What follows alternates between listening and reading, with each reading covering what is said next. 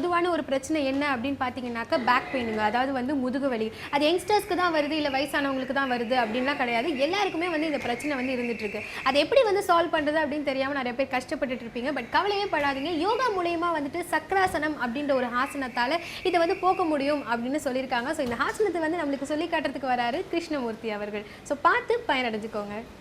அனைவருக்கும் வணக்கம். இப்போது இந்த உலகத்தில் எல்லாருமே இளமையாக இருக்கணும்னு நம்ம நினைக்கிறோம். இளமையாக இருக்கிறதுக்கு என்னெல்லாம் பண்ணுறாங்க?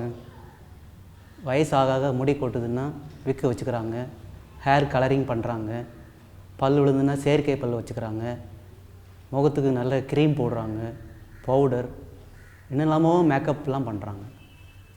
ஆனால் உண்மையான இளமை என்ன? எந்த வயதுலேயும் நம்மளுடைய உடம்பு நாம் சொன்னபடி கேட்கணும். உட்கார முடிஞ்சால் உட்காரணும், எந்திரிக்கிறது கஷ்டம் இல்லாமல் இருக்கணும். எந்த வேலையும் சுறுசுறுப்பாக செய்யணும். எந்த வயசுலேயும் 20 வயசில் நம்ம எப்படி சுறுசுறுப்பாக இருக்கிறோமோ அதே சுறுசுறுப்பு 40 வயது 60 வயதில் இருக்கணும்னா இந்த யோகாசனம் பண்ணுறதுனால தான் வரும். இந்த வயோதிகம்ங்கிறது எப்படின்னா திடீர்னு வர்றதில்லை. நம்மளுடைய உடலுடைய ஒவ்வொரு பார்ட்ஸாக, ஒவ்வொரு உறுப்புகளாக நம்ம வேலை கொடுக்காமலே வச்சுருக்குறோம். அந்த ஒவ்வொரு உறுப்புகளுக்கு நம்ம வேலை கொடுக்காம வைக்க அந்த உறுப்புகள் இறுக்கம் அடைகிறது. உறுப்புகள் இறுக்கம் அடைய அதுக்கு போகக்கூடிய இரத்த ஓட்டம் குறைகிறது. அந்த இரத்த ஓட்டம் குறையிறதுனால அந்த உறுப்புகள் இன்னும் தேய்மானம் அடைகிறது. ஸோ நம்ம என்ன பண்ணணும்னா டெய்லி சின்ன சின்ன ஆசனங்களை பண்ணி உடம்பை எந்த அளவுக்கு வளையக்கூடிய தன்மைக்கு நம்ம வச்சுக்கிறோமோ அந்த அளவுக்கு நமக்கு இளமையாக இருக்கும். இந்த இளமை அப்படிங்கிறது எப்படின்னா ஒரு முதுகெலும்பு தான். இப்போ முதுகெலும்பு தான் நம்மளுடைய உடம்பில் முக்கியமான உறுப்பு. நம்மளுடைய இருதயம், வயிறு, கல்லீரல், மண்ணீரல் எல்லா உறுப்புகளையும் அந்த முதுகெலும்பு தான் தாங்கி நிற்குது. அந்த முதுகெலும்பு நம்ம வளைச்சி முன்னாடி வளைச்சி பின்னாடி வளைச்சி நல்லா வளையக்கூடிய தன்மைக்கு வச்சுட்டோம்னா அதுதான் உண்மையான இளமை. வயது ஆக ஆக நமக்கு என்ன ஆகுது? உடம்பு வந்து இறுக்கமாகுது. குனிய முடியல, நிமிர முடியல, உட்காந்தா கொஞ்சம் நேரம் உட்காந்தா வலிக்குது, ஆஃபீஸில் கொஞ்சம் நேரம் சேரில் உட்காந்தாலே முதுகு வலிக்குது. இப்படி நிறைய முதுவலி பிரச்சனைலாம் வருது. ஸோ இந்த முதுகெலும்பை வந்து எவ்வளோக்கு நம்ம வளைக்கிறோமோ அவ்வளவு நம்ம இளமையாக இருப்போம். ஸோ அந்த முதுவலிக்கு ஆசனங்கள் அப்படின்னு பார்த்திங்கன்னா மிக மிக எளிமையான ஆசனம் இருக்கிறது. இன்றைக்கு நம்ம பார்க்க போகிறது சக்கராசனம். சக்கராசனத்திலே முதல் நிலை இருக்குது, அர்த்த சக்கராசனம்னு சொல்லுவாங்க. அப்புறம் 2ஆம் நிலை வந்து பூரண சக்கராசனம். அதில் 3ஆம் நிலை வந்து அந்த சக்கராசனத்தை நின்றுட்டு பண்ணுறது 3ஆம் நிலை. ஆதி காலத்தில் மனிதன் வந்து குரங்குலேருந்து தோன்றான்னாங்க. குரங்குலேருந்து மனித குரங்காகி மனித குரங்கு அப்படியே கூன் போட்டு இருந்தது. மூளையை வந்து அந்த அளவுக்கு வளரலை. என்றைக்கு மனிதன் நேராக நின்றுதானோ அன்னைக்கு தான் வந்து மூளைக்கு நல்ல வேலை செஞ்சது. நிறைய விஞ்ஞான கண்டுபிடிப்புலாம் கண்டுபிடிச்சாங்க. ஸோ முதுகெலும்பு நேராக இருக்க தான் மூளைக்கு போகக்கூடிய ரத்த ஓட்டம் நல்லாயிருக்கும். நம்ம மூளைக்கு போகக்கூடிய அத்தனை நரம்புகளும் முதுகு வழியாக தான் மேலே போகும். ஸோ அந்த முதுகெலும்பை நம்ம எவ்வளோக்களோ வளையக்கூடிய தன்மையாக வச்சுருக்கோமோ அந்த அளவுக்கு மூளை வந்து நல்லா வேலை செய்யும். இப்போது வந்து இன்றைக்கி சக்கராசனம் எப்படி செய்கிறதுன்னு நம்ம பார்ப்போம். எல்லோரும் காலை அப்படியே ரிலாக்ஸ் பண்ணிக்கோங்க.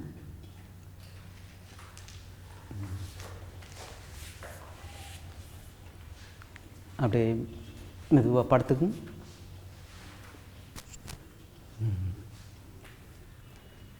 இப்போது அதனுடைய முதல் ஸ்டெப்பு இந்த 2 காலையும் அப்படியே மடக்கி வச்சுக்கணும். 2 காலையும் மடக்குங்க. அப்படியே கையை பிடிச்சி காலை ரொம்ப க்ளோஸாக உடம்போட பக்கத்தில் வச்சுக்கணும். இதுதான் உன்னுடைய முதல் நிலை. 2வது இந்த கையை மெதுவாக தூக்கி அப்படியே இந்த காது பக்கத்தில் வச்சுக்கணும்.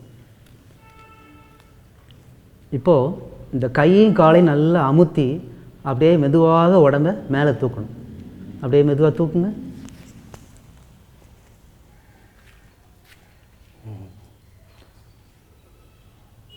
அப்படியே தூக்கி ஒரு 20 கவுண்ட்ஸ் அப்படியே இருக்கலாம். 1 2 3 அப்படின்னு ஒரு 20 எண்ணுற வரைக்கும் அப்படியே இருக்கலாம். 20 முடியாதவங்க ஒரு 10 எண்ணிக்கையாவது அப்படியே செய்யலாம். மூச்சு தம் பிடிக்கக்கூடாது. அப்படியே சாதாரண மூச்சில் ரிலாக்ஸாக இருக்கும்.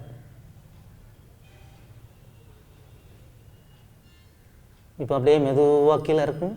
கையை மடக்கி மெதுவாக கீழே இருக்கும். இப்போ காலை ரிலீஸ் பண்ணிக்கலாம். கையை மெதுவாக ரிலீஸ் பண்ணிக்கலாம். இப்போ கால் நீட்டி படுத்துட்டு நல்லா மூச்சு இழுத்து விடுங்க.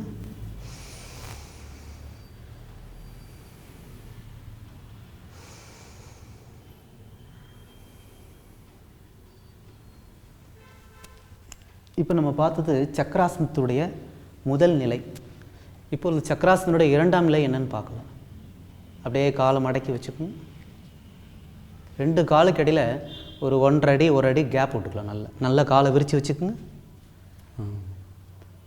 இப்போ அதே மாதிரி 2வது ஸ்டெப், கை மெதுவாக தலைக்கு பின்னாடி வச்சுக்கிட்டு இந்த தூக்குறதுக்கு முன்னாடி கை காலை நல்லா அமுத்தி வச்சுக்கணும். இப்போ அப்படியே மெதுவாக தூக்குங்க. இப்போ இதனுடைய நிலை வந்து அர்த்த சக்கராசன்னு சொல்கிறோம். அர்த்தன்னா பாதி, சக்கரத்தில் பாதி எப்படி இருக்குது பார்த்தீங்களா, ஆஃப் ஃபீல் மாதிரி இருக்குது. இதுதான் அர்த்த சக்கராசன்னு சொல்கிறோம். இப்போ அப்படியே இந்த 2 கையை மெதுவாக அப்படியே காலை நோக்கி மூவ் பண்ணுறோம். அப்படியே இந்த கை வந்து விரல் வந்து அந்த ஹீல்ஸை குதிக்கால டச் பண்ணுறது. இதுதான் சக்கராசனம், பூர்ண சக்கராசனம். அப்படியே ஒரு 10 செகண்டு இருக்கலாம். இப்போ அப்படியே மெதுவாக கையை கொஞ்சம் கொஞ்சமாக பின்னாடி ஸ்டெப் மூவ் பண்ணுங்கள். இன்னும் கொஞ்சம் கொஞ்சமாக மூவ் பண்ணுங்கள். ரைட். இப்படி மெதுவாக வச்சுக்கணும். அப்படியே மெதுவாக கீழே இருக்குங்க பாடி. இப்போ காலை மெதுவாக நீட்டிக்கணும். கையை மெதுவாக நீட்டிக்கலாம். நல்ல மூச்சு இழுத்து விடுங்க. இந்த மாதிரி ஒவ்வொரு ஆசனமும் செய்த பிறகு இந்த மாதிரி ஆழ்ந்த மூச்சு இழுத்து விட்டுக்கிட்டே இருக்கணும். அப்போ தான் அந்த ஆசனம் செய்வதற்காக உள்ள சக்தி அடுத்தல பெறும். நல்ல ஆழ்ந்த மூச்சு இழுக்க இழுக்க உடம்புக்கு தேவையான பிராணசக்தி எல்லாம் நமக்கு கிடைக்கும். இந்த பிராணன் உள்ளே போக போக போக நமக்குடைய பாடியோட எனர்ஜி லெவல் இன்க்ரீஸ் ஆகிட்டே இருக்கும். அப்படியே மெதுவாக எழுந்து உட்காருங்க. லேசாக எனி பேக்வேர்டு பெண்டிங் பண்ணோடனே அது லைட்டாக ஒரு ஃபார்வர்ட் பெண்டிங் பண்ணுங்க. அப்படியே கை நீட்டி சும்மா லைட்டாக மெதுவாக குனிஞ்சிக்கலாம்.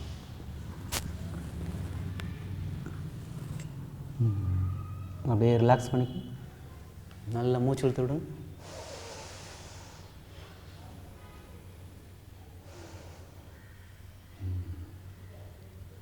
இப்போது இந்த சக்கராசனத்தினுடைய 3வது நிலை, அப்படியே நின்றுக்கிட்டே இது எப்படி வளையிறதுங்கிறத பார்க்கலாம். அப்படியே மெதுவாக எழுந்துக்குங்க.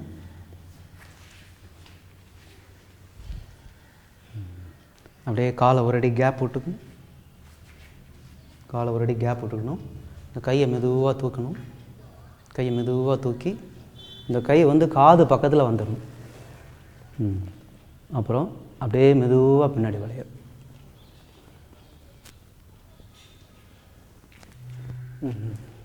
இந்த பாதி சக்கராசனம் வந்த பிறகு இந்த கையை கொஞ்சம் கொஞ்சமாக நம்ம மூவ் பண்ணுறோம்.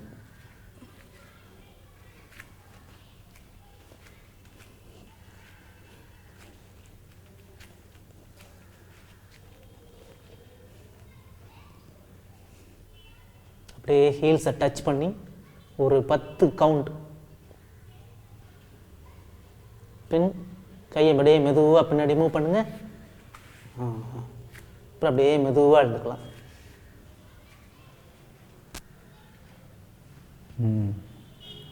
அப்படியே கை மெதுவாக கீழே போட்டுங்க. நல்லா மூச்சு இழுத்து விடுங்க.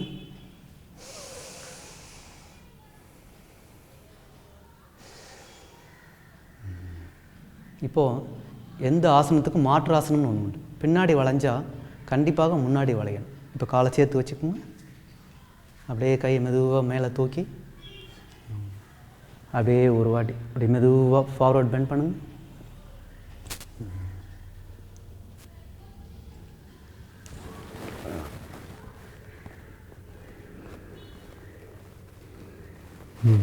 அப்படியே மெதுவாக கை தூக்கி அப்படியே மேலே எழுந்துருங்க.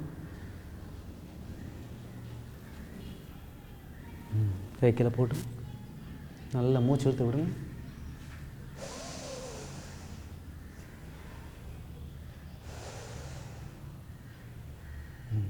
அப்படியே கீழே மெதுவாக உட்காருங்க.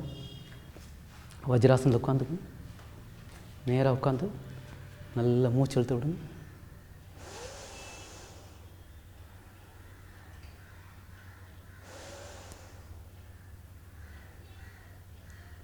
இப்போ இப்போது இவங்க செஞ்சது சக்கராசனத்துடைய 3 நிலையில் நீங்கள் பார்த்தீங்க. இவங்க ஆல்ரெடி நிறைய கற்றுக்கிட்டதுனால இந்த குழந்தைகளும் 2 வருஷமாக யோகா பண்ணுறாங்க, இவங்களும் பண்ணுறாங்க. இந்த சக்கராசனம் பண்ண பண்ண மனிதனுடைய எனர்ஜி லெவல் இன்க்ரீஸ் ஆகும், ஒரு புத்துணர்ச்சி கிடைக்கும். ரொம்ப ஹைப்பர் ஆக்டிவாக இருப்பாங்க சில பேர். சில குழந்தைகள் ரொம்ப ஹைப்பர் ஆக்டிவாக இருக்குது அப்படின்னு சொல்லுவாங்க. இந்த மாதிரி உடலை வளைத்து செய்யக்கூடிய ஆசனங்கள் செய்ய செய்ய செய்ய அவங்களுக்கு இந்த ஹைப்பர் ஆக்டிவ், அதாவது அதீதமான சக்தி வாய்ந்த ரொம்ப துருதுருன்னு இருப்பாங்க, ஓவராக துருதுருன்னு இருப்பாங்க. இந்த மாதிரி செய்ய செய்ய அவங்களுடைய வீணான சேட்டைகள்லாம் அடங்குது. இப்போ இந்த சக்கராசனத்தை எப்படி செய்தோன்னு நம்ம பார்த்தோம். இதை உங்களால் எவ்வளோ முடியுமோ அவ்வளோதான் நீங்கள் ட்ரை பண்ணணும். தினமும் கொஞ்சம் கொஞ்சமாக செய்யணும், அவசரப்படக்கூடாது. ஆரம்பத்தில் இந்த மாதிரி மித்தை, இந்த மாதிரி பில்லோலாம் வச்சு அதனுடைய ஹெல்ப்பில் பண்ணலாம். நல்ல தகுந்த ஆசிரியர்களை பக்கத்தில் வச்சுட்டு அவங்களுடைய ஹெல்ப் மூலமாக பண்ணணும். ஏன்னா இது கொஞ்சம் கஷ்டமான ஆசனங்கள், கொஞ்சம் அட்வான்ஸ் ஆசனம்னு சொல்லுவோம். அதனால் இது சாதாரண ஆசனம் கிடையாது, கொஞ்சம் கஷ்டப்பட்டு செய்யக்கூடிய ஆசனம். இவங்க கொஞ்சம் இளம் வயதுலாம் இருக்கிறதுனால அவங்களுக்கு ஈஸியாக பண்ணிட்டாங்க. மற்றவங்கெல்லாம் கொஞ்சம் மெதுவாக செய்யணும். மற்ற ஆசனங்கள்லாம் கொஞ்சம் கொஞ்சமாக பழகி உடம்பெல்லாம் கொஞ்சம் நல்லா வளைஞ்ச தன்மைக்கு வந்த பிறகு இந்த சக்கராசனம் செய்யணும். இந்த முழு சக்கராசனம் செய்ய செய்ய செய்ய நீங்கள் 80 வயசு 90 வயசானாலும் உங்களுடைய உடல் வெளி பாகம், அதாவது தலை முடியோ பல்லோ எப்படி வெளி உறுப்புகள் வேணால் மாற்றம் அடையலாம், ஆனால் அவங்களுடைய உள் உறுப்புகள் எல்லாமே ஆரோக்கியமாக இருக்கும், எந்த நோயும் வராது. முதுகை வளைக்க வளைக்க நமக்கு இளமை கூடிக்கிட்டே இருக்கும். வெளி தோற்றத்தை வைத்து ஒரு மனிதரை எடை போடக்கூடாது, உள் உறுப்புகள் எவ்வளோ ஆரோக்கியமாக இருக்குது அப்படிங்கிறத நம்ம பார்க்கணும். இந்த சக்கராசனம் பண்ண பண்ண முதுகுக்கு மூளைக்கு போகக்கூடிய அத்தனை நரம்புகளும் தூண்டப்படுது. அதனால் என்றும் இளமையாக இருக்கலாம்.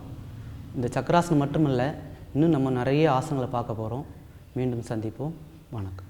இதே மாதிரி நிறைய சுவாரஸ்யமான பகுதிகளோட நான் உங்களை நாளைக்கு நம்ம புது பொழுது நிகழ்ச்சியில் சந்திக்கிறேன். அது வரைக்கும் உங்களிடமிருந்து விடைபெறுவது நான் உங்கள் ஐஸ்வர்யா.